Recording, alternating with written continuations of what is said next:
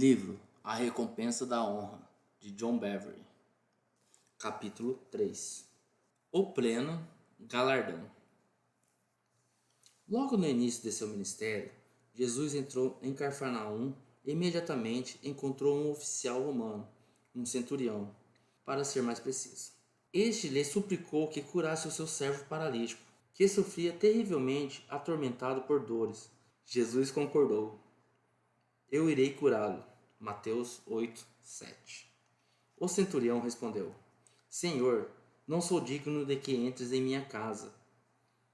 Versículo 8. ênfase do autor. Espere aí, não sou digno? Aquele era o conquistador falando com um dos conquistados. Roma agora ocupava a nação de Israel. Então, por que aquele oficial romano diz a um carpinteiro judeu: Não sou digno de que entres em minha casa? Seria como um coronel da Marinha dos Estados Unidos dissesse a um encanador iraquiano: Não sou digno de ir à sua casa. Você consegue ver como aquele homem honrou a Jesus? Veja, o oficial romano sabe quem realmente é esse carpinteiro. Ele trata Jesus como alguém muito importante. Ele rende todo o respeito. O combatente segue em frente e explica: Mas apenas manda com uma palavra, e o meu rapaz será curado. Pois também eu sou homem sujeito à autoridade. Tenho soldados minhas ordens, e digo a ele: vai, e ele vai. E a outro: vem, e ele vem. E ao meu servo: faz isto, e ele faz. Versículo 8 e 9.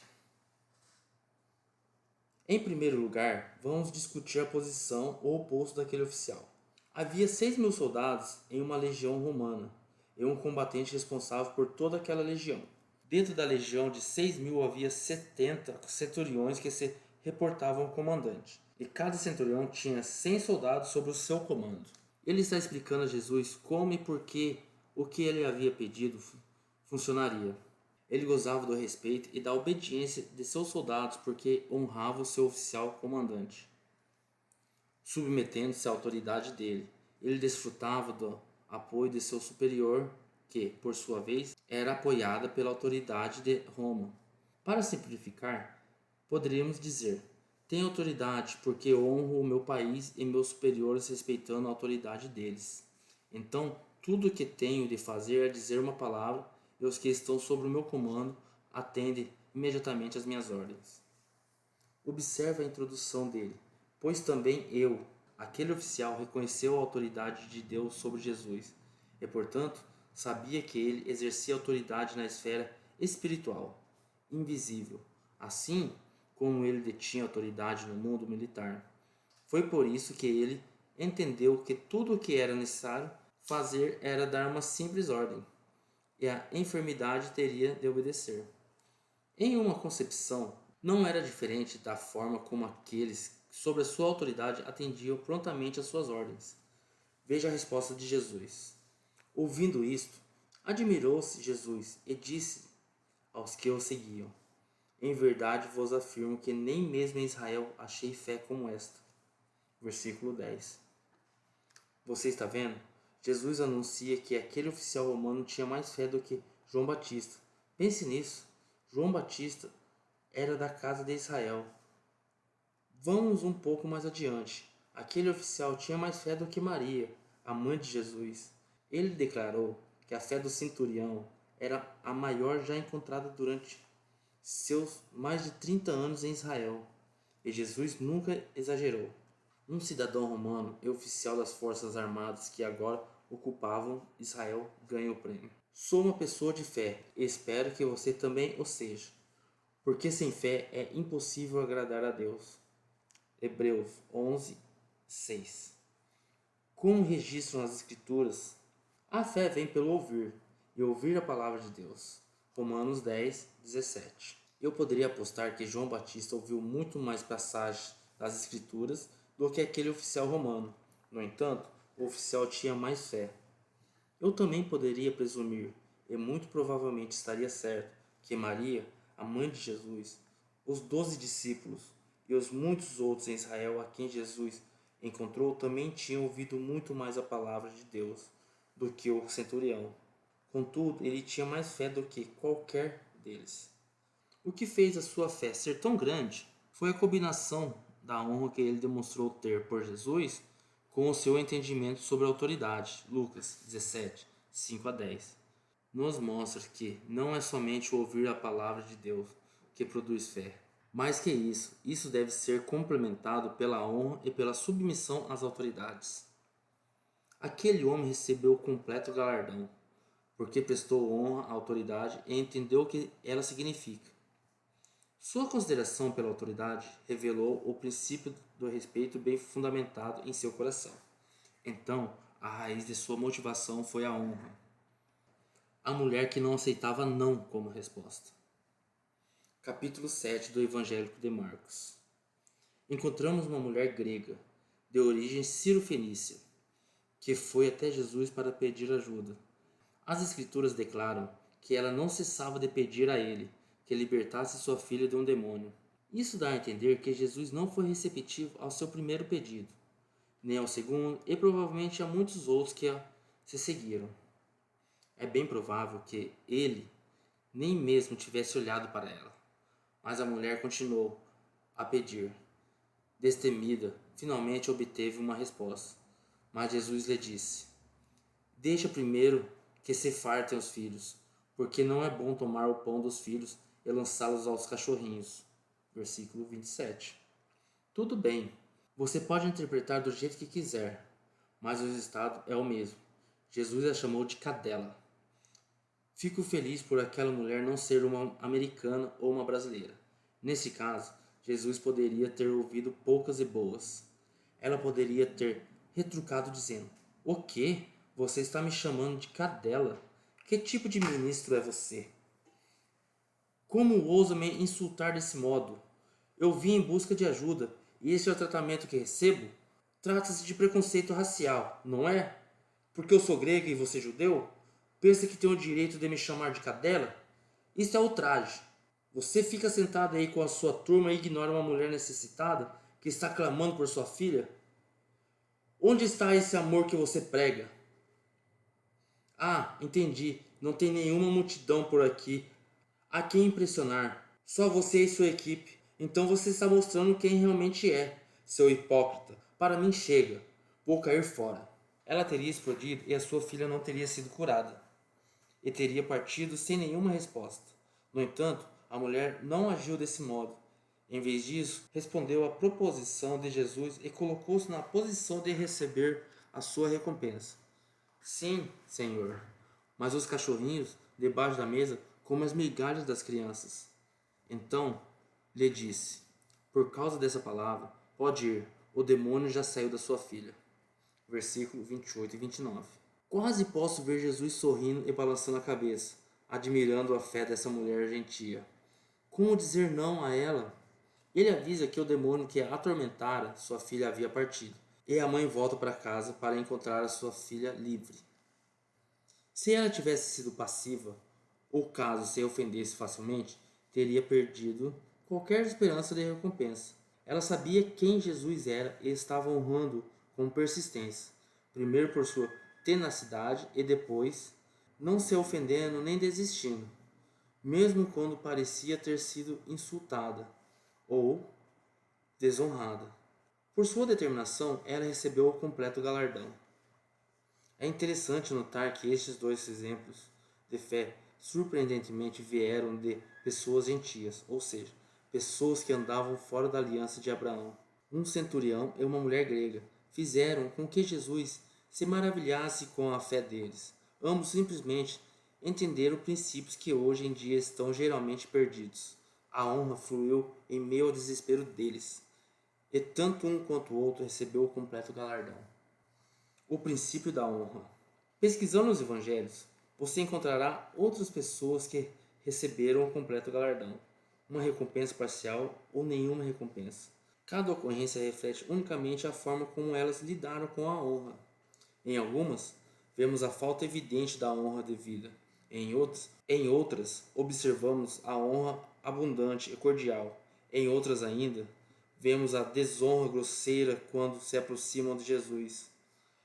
Ainda que a honra não se revele de imediato nas passagens, ainda assim o padrão, ou princípio, permanece, é uma lei espiritual, pois Deus diz: aos que me honram, honrarei, porém, aos que me desprezam, serão desmerecidos. 1 Samuel 2,30.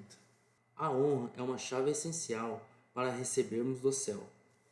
Gosto de fazer referência ao versículo acima como o princípio da honra. Aqueles que honram a Deus serão honrados. É assim que funciona. Todos os que honraram a Jesus receberam de Jesus na proporção da honra prestada. Pense nisso. Não apenas um servo e uma filha foram curados. Ainda podemos celebrar até hoje as escolhas e a fé deles. Este princípio é especialmente enfatizado bem antes da paixão de Cristo. Jesus estava na casa de Simão, o leproso, em Betânia. Quando ele se reclina à mesa, uma mulher se aproxima com um vaso de alabastro contendo um caríssimo óleo de nardo. O preço desse perfume era correspondente a 1 ano de trabalho de um trabalhador normal. Depois de chorar para lavar os pés de Jesus, ela o secou com seus cabelos. Em seguida, abre o vaso de nardo e o derrama sobre a cabeça de Jesus. Ela honrou a Jesus ungindo-o abundantemente. Mas nem todos se alegraram com a sua espontaneidade. Indignaram-se alguns entre si e diziam: para que esse desperdício de bálsamo? Porque esse perfume poderia ser vendido por mais de 300 denários e dar-se aos pobres. E murmuravam contra ela. Marcos 14, 4 e 5. Analisando de fora da situação, as observações deles soavam bastante racionais e até mesmo ponderadas. É tão cristão pensar nos pobres. Eles deixaram, porém, de captar o cenário principal, algo que marcou aquele momento para sempre. Aquela foi uma oportunidade de honrar ao Deus dos céus e da terra, honrando o seu Filho, Jesus. Ouça a repreensão severa do Mestre. Deixe-a, porque a molestais. Ela praticou boa ação para comigo, digna de louvor e nobre.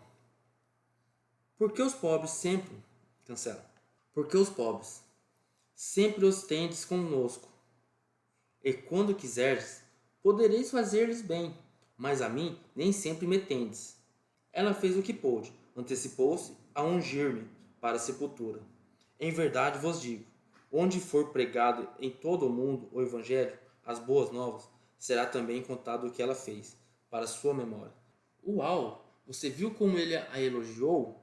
Muitos fizeram grandes coisas nos dias de Jesus, mas ninguém foi honrado dessa maneira, ou a esse ponto.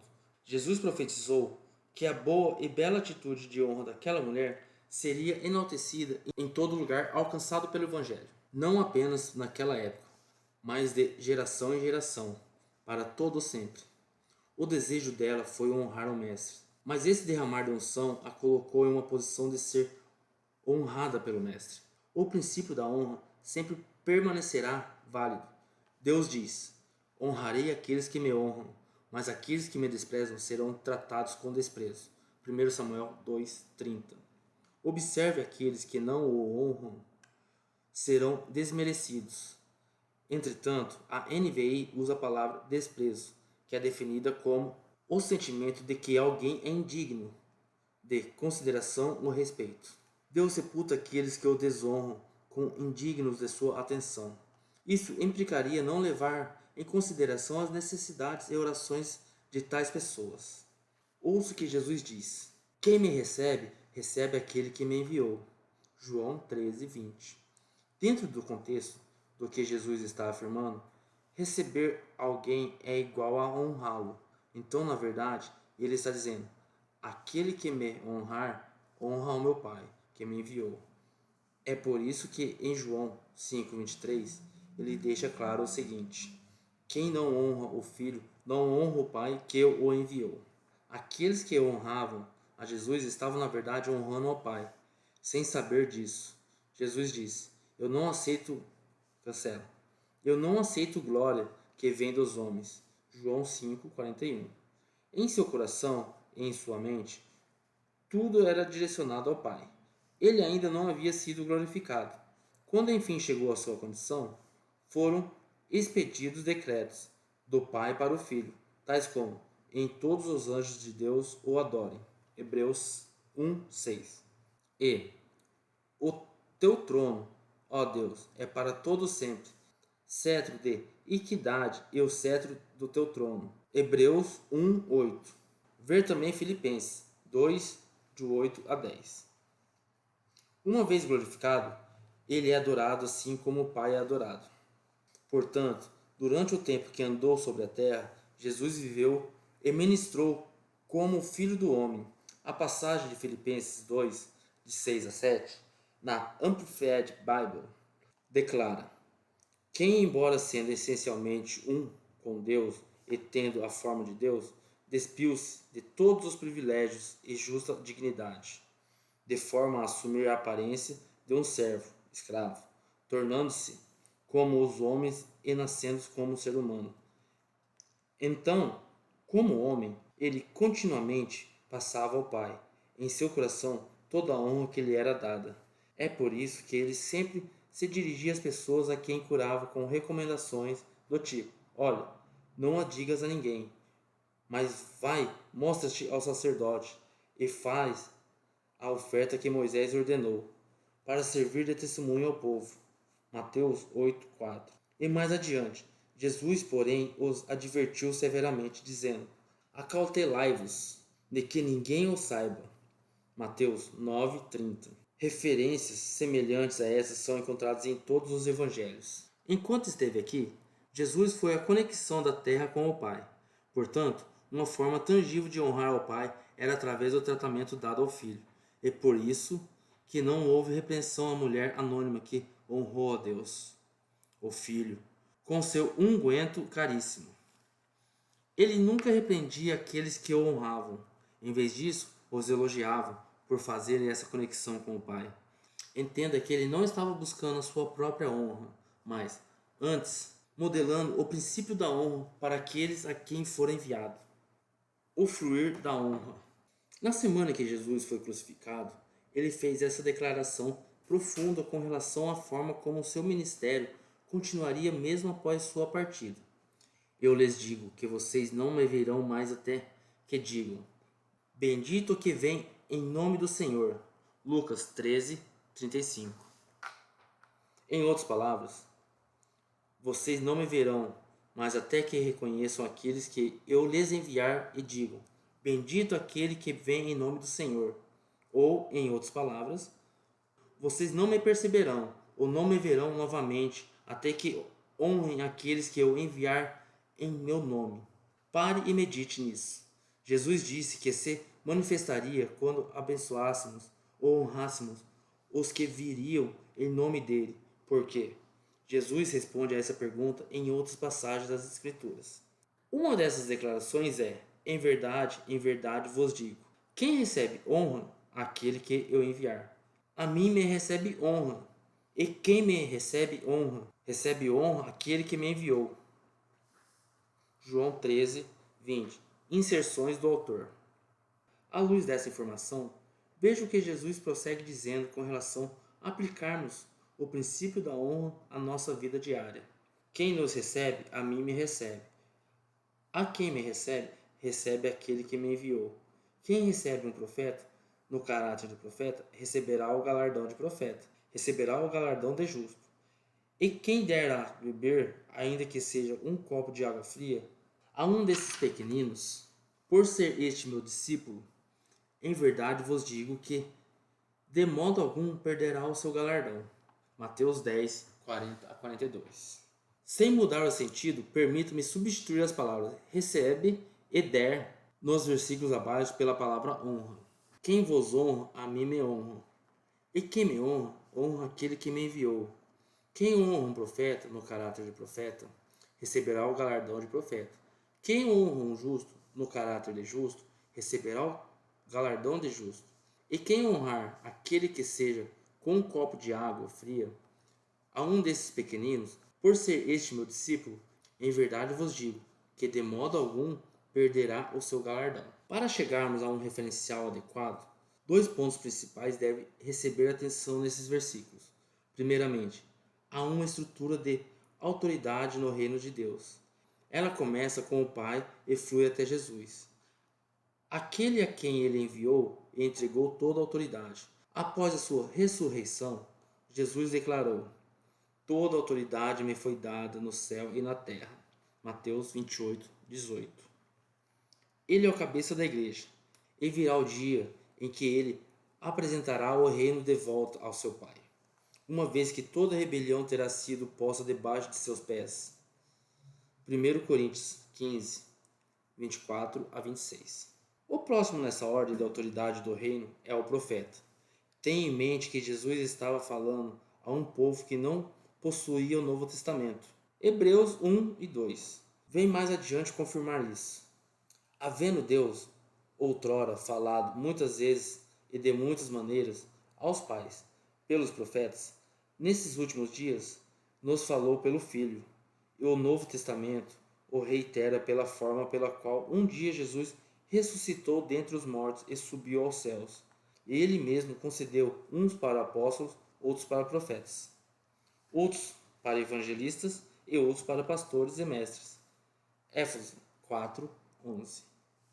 Se Jesus estivesse se dirigindo a nós hoje, talvez falasse desse modo: quem honra um apóstolo no caráter de apóstolo, receberá galardão de apóstolo. Quem honra um pastor em caráter de pastor, receberá galardão de pastor. Válido também para profetas, evangelistas ou mestres. Em Mateus 10, Jesus passa a honrar um profeta, ou aqueles que estão na liderança, para honrar um justo, e depois termina por honrar os pequeninos. Na verdade, ele cobriu todas as bases e dinâmicas de autoridade com as quais os crentes entram em contato. Aqueles que estão acima de nós em autoridade e os que estão no nosso nível, e finalmente os que estão sob os nossos cuidados ou autoridades delegadas. Todo ser humano que encontramos se encaixa em uma dessas três áreas. Isso nos leva ao segundo ponto principal. Se honrarmos os que estão acima de nós, receberemos uma recompensa. Se honrarmos os que estão no nosso nível, nossos irmãos, receberemos uma recompensa. E finalmente, honrando aqueles que estão sob os nossos cuidados e sobre a nossa autoridade, também receberemos uma recompensa. Lembre-se da nossa paráfrase: vocês não me verão mais até que eu honre aqueles que eu enviar em meu nome. Se unirmos essa frase aos versículos de Marcos, descobriremos que cada um desses três níveis traz consigo uma tremenda recompensa do nível. De qual modo, essas recompensas trazem sempre consigo revelações maiores e uma percepção mais clara de quem é Jesus. Este será o nosso foco durante o restante do livro.